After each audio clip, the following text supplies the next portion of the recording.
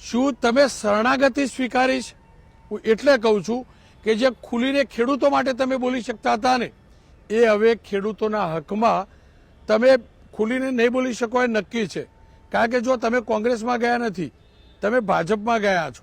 આ શિસ્તવાળી પાર્ટી છે. તમે પબ્લિકલી હવે આંદોલન તો ભૂલી જ જાઓ, પણ પબ્લિકલી નહીં કહી શકો ખેડૂતનો ક્યારે પોષણક્ષમ ભાવ મળશે, ક્યારે ખુલીને નહીં બોલી શકો. તમે કેનાલ તૂટશે, કેનાલમાં ગાબડું પડ્યું તો નહીં કહી શકો કે જો આ ભ્રષ્ટાચારની કેનાલ. આ પણ તો છે ને, તમારા અવાજ ઉપર જીભ તો લાગી જશે ને.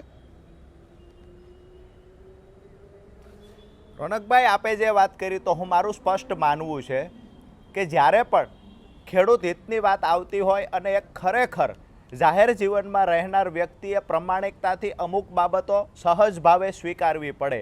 ખાસ કરીને આપે જે વાત કરી કે હવે બોલી શકશો કે કેમ, ખેડૂતો દુઃખી હશે તો એનું કામ થશે કે કેમ, તો મહત્ત્વની વાત એ છે કે ભારતીય જનતા પાર્ટીની સરકારે જ્યારે કમોસમી વરસાદ થયો, રાજુ કરપડા તો જેલમાં હતો, કોઈ રાજકીય વિપક્ષમાં રહેલી પાર્ટીએ રજૂઆત પણ નહોતી કરી, તેમ છતાંય 10,000 કરોડ રૂપિયાનું જે રાહત પેકેજ ખેડૂતો માટે આપ્યું છે, તો એને પણ વખાણ કરવા પડે.